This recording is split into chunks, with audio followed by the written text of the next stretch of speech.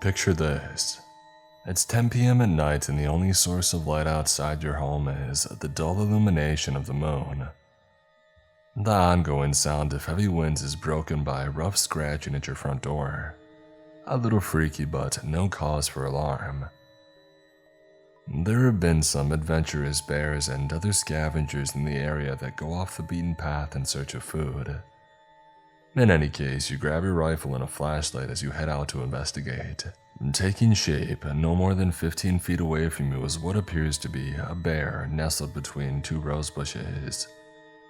Your curiosity sated, you're about to turn back inside when the figure stands up, and you realize you've made a gross misjudgment about the nature of this strange being.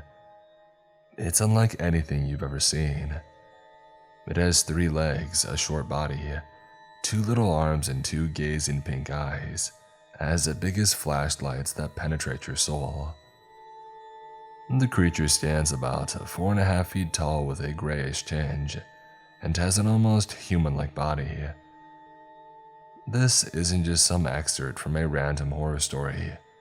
These were the actual events experienced by Henry McDaniel of Enfield, Illinois, on the night of April 25th, 1973. When met with the startling realization that whatever was standing before him was completely alien compared to anything he had ever seen, McDaniel felt the need to defend himself and his homestead. He fired 4 shots at the creature, with one connecting and causing it to let loose a vicious and ear-piercing hiss that he described as being similar to a large wildcat. Upon being struck, the unknown creature began to flee, moving with incredible speed towards a nearby railway embankment, supposedly covering 50 feet or over 15 meters in just 3 leaps. Immediately after his terrifying encounter, McDaniel contacted the local police, who sent out a response unit to investigate his report. Together with authorities, they discovered footprints in the soft dirt around his home. They were described as dog-like in shape, with 6 identifiable toe pads. The only other evidence found was a series of scratch markings plastered to McDaniel's door. After giving a statement and conducting a short interview, McDaniel was confidently considered to be rational and sober by the police on the scene. As crazy as it may sound, he was confident in his conviction that the creature he had encountered was entirely alien. He was quoted as stating, "If they do find it, they will find more than one, and they won't be from this planet. I can tell you that." And to make matters even weirder, Henry McDaniel wasn't technically the first person to witness the beast, just the first to report it. Approximately half an hour before his encounter, it was claimed that his 10-year-old neighbor, Greg Garrett, had an up-and-close and personal experience with the creature.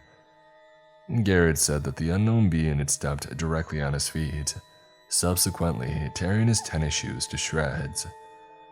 Police took note of his report and walked away with the information that this entity had exhibited violent behavior towards people. As it would turn out, little Greg Garrett was just being a typical, mischievous kid. He would much later reveal to Western Illinois University researchers that his report was entirely a hoax. He was quoted as saying he lied simply to tease Mr. M and to have fun with an out-of-town newsman.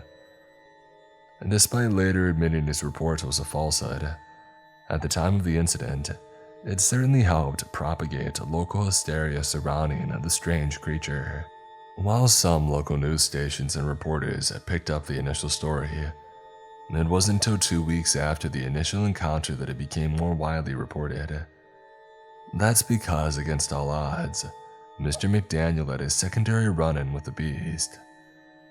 On May 6th, McDaniel called into the radio station WWKI, claiming to have witnessed the same creature again at 3 a.m. that morning. This time it was a far less intimate experience, as he simply had viewed the alien entity from afar. McDaniel claims to have been awakened in the middle of the night by local dogs howling, and he decided to investigate with his recent encounter fresh in his mind.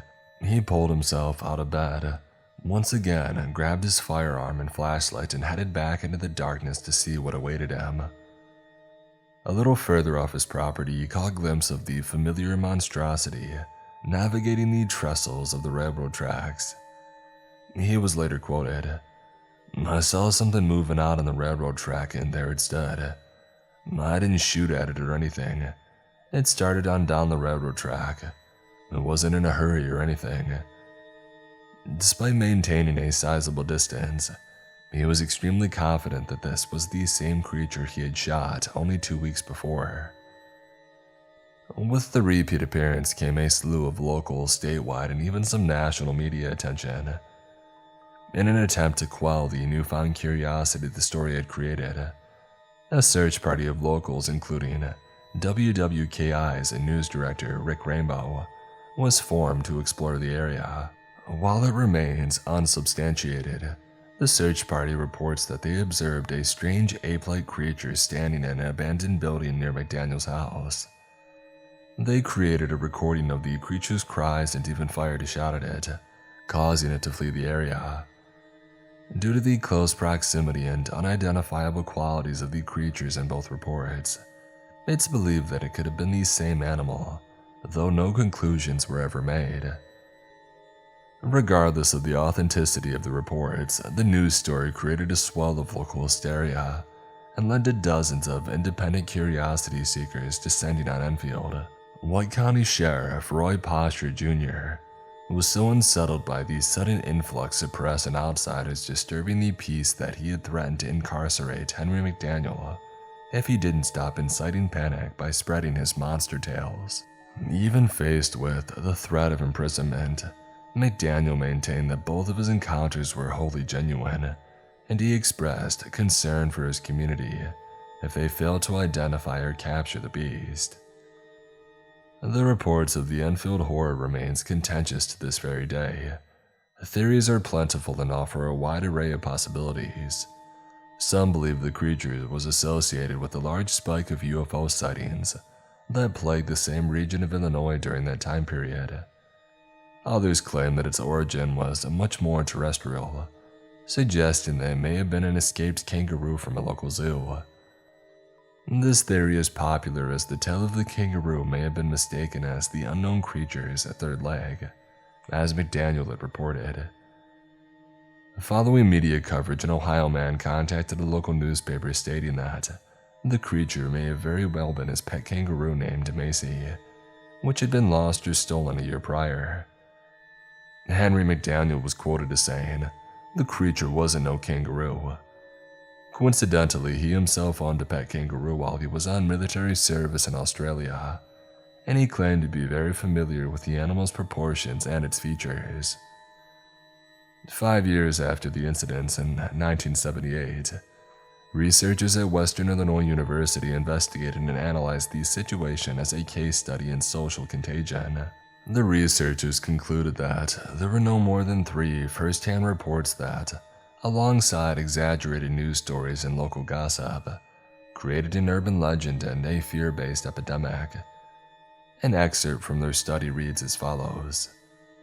In this area of southern Illinois, it is not unreasonable to assume Mr. McDaniel or the radio news team had actually seen an animal. The people we interviewed framed the recent events in these terms.